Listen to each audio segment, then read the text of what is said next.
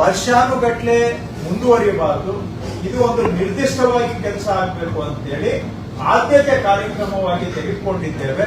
ಈಗ ಕಳೆದ 1.5 ವರ್ಷದಿಂದ ಸುಮಾರು 1,30,000 ಇಲ್ಲಿ ವಾಸ ಮಾಡತಕ್ಕಂತಹ ಜನಗಳಿಗೆ 94D ಕರ್ನಾಟಕ ಭೂ ಕಂದಾಯ ಕಾನೂನು, Karnataka land revenue act 94D ಕೆಳಗಡೆ ಇವರಿಗೆ ಹಕ್ಕುಪತ್ರ ಕೊಡುವಂತದಕ್ಕೆ ಸುಮಾರು 1,30,000 ಕುಟುಂಬಗಳಿಗೆ ಅವರು ವಾಸ ಮಾಡತಕ್ಕಂತಹ ಮನೆಗೆ ಹಕ್ಕುಪತ್ರ ಕೊಡುವಂತಹ ಕೆಲಸ ತಯಾರಾಗಿದೆ.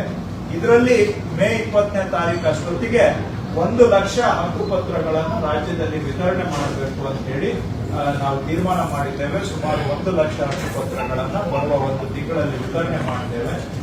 ಈ ವರ್ಷದ ಅಂತ್ಯಕ್ಕೆ ಸುಮಾರು ಕನಿಷ್ಠ 2 ಲಕ್ಷ ಜನಗಳಿಗೆ ಇಲ್ಲಿ ವಾಸ ಮಾಡತಕ್ಕಂತ ವಾಸ ಮಾಡತಕ್ಕಂತ 2 ಲಕ್ಷ ಕುಟುಂಬಗಳಿಗೆ ಹಕ್ಕುಪತ್ರ ಕೊಡಬೇಕು ಅನ್ನುವಂತ ಗುರಿಯನ್ನ ಇಟ್ಕೊಂಡಿದ್ದೇವೆ. ಈ ವರ್ಷದ ಅಂತ್ಯದೊಳಗಡೆ 2 ಲಕ್ಷ ಹಕ್ಕುಪತ್ರ ವಿತರಣೆ, ಮೇ ತಿಂಗಳಲ್ಲಿ 1 ಲಕ್ಷ ಹಕ್ಕುಪತ್ರ ವಿತರಣೆ ಮಾಡೋದರ ಮುಖಾಂತರ ನಮ್ಮ ಸರ್ಕಾರದ 2 ವರ್ಷ ಜನಪರ ಆಡಳಿತ ಸಾರ್ಥಕ ಒಂದು ಕಾರ್ಯಕ್ರಮವನ್ನ ಮಾಡಬೇಕು. ಸೊ ಮೇ 20 ಒಳಗಡೆ 1 ಲಕ್ಷ ಜನಕ್ಕೆ ಹಕ್ಕುಪತ್ರವನ್ನ ಕೊಡುವಂತ ಕೆಲಸ ಮಾಡ್ತಾ ಇದ್ದೇವೆ.